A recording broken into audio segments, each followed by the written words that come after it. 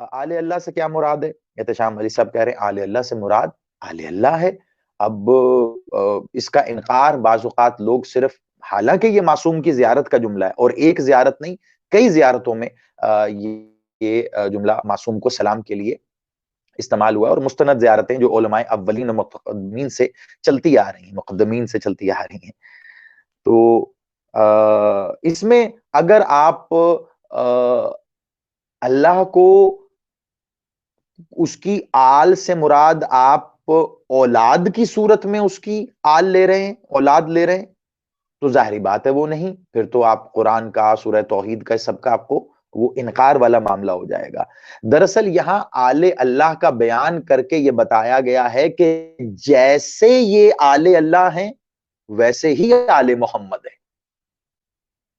دیکھیے اب اس میں ایک بہت بڑے عقیدے کو بند کر کے میں نے ایک جملے میں آپ کو دے دیا ہے۔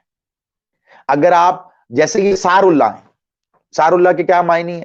یہاں پہ بھی ہمارے بڑی معذرت کے ساتھ ہمارے کا اطلاق ان پہ ہوتا تو نہیں ہے، خیر جو یہ عقیدہ رکھتے ہیں پھر وہ ہمارے کہاں کہ جیسے کہ سار اللہ یعنی اللہ کا خون، لیکن صرف اس عقیدے سے بچنے کے لیے کچھ لوگ کہتے ہیں جی یہاں یہ سار اللہ سے مراد ہے نشانی، یا سار اللہ سے مراد ہے وہ جس کا بدلہ لیا جائے گا خون کے، and so on and on. I don't know کیوں اس کا یہ ترجمہ ماں سوائے صرف قصر کے اور اس کی کوئی وجہ اس کے پیچھے نظر نہیں آتی۔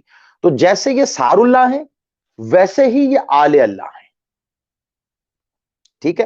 اور جس طرح یہ آل اللہ ہیں اسی طرح یہ آل محمد ہیں۔ تو اگر آپ آل محمد کو نطفے سے معاذ اللہ ثم معاذ اللہ اگر آپ منسوب کرتے ہیں تو پھر آپ کو آل اللہ میں بھی وہاں آپ کو منسوب کرنا پڑے گا، جو کہ صریحاً گستاخی اور کفر ہوگا۔ آل اللہ یہ وجودی حساب و کتاب سے اولاد کی صورت میں نہیں ہے، ٹھیک ہے؟ ان کا اجرا ہے، ٹھیک ہے؟ وہاں سے یہ صادر ہوئے ہیں توحید کے نور سے، جیسے کہ مالک نے خود ارشاد فرمایا ہم توحید کے آفتاب سے ایسے ہی صادر ہوئے ہیں جیسے تمہاری دنیا کے آفتاب سے کرنیں صادر ہوتی ہیں۔ تو یہ آپ کی دنیا کا آفتاب کرنوں کو پیدا نہیں کرتا، یہ اس سے نکلتی ہیں۔ اب یہاں سے مولا نے مماثلت دی ہے، کئی ابواب اور کھلتے ہیں۔ سورج کی پہچان اس کی کرنوں سے ہوتی ہے، سورج کی روشنی کا جو باعث ہے وہ اس کی کرنیں بنتی ہیں، اس کی تمازت، اس کی گرمی جو آپ محسوس کرتے ہیں اس کی کرنوں کی وجہ سے ہوتی ہے۔ ٹھیک اسی طرح اللہ کنت کنز المخفی، میں خزانہ تھا چھپا ہوا، چھپایا گیا، جو بھی اس کے صحیح ترجمے۔ تو اس حساب سے اب کیسے پہچانا گیا؟ وہ آل اللہ کے ذریعے، انہی کے ذریعے، ٹھیک ہے؟ تو بڑے سادہ سے معنی ہیں، ان معنوں میں شرک توحید کے ساتھ پنہا نہیں ہے خدا کا واسطہ، بلکہ یہاں پر شرک سے بچایا جا رہا ہے۔ آپ براہ راست نہ اللہ کو سمجھ سکتے، نہ جان سکتے، نہ پہنچ سکتے، نہ اس کا ادراک رکھ سکتے ہیں، نہ اس کی معرفت رکھ سکتے ہیں۔ وہ کیا ہے، کیسا ہے، یہ آپ کو یہی بتائیں گے۔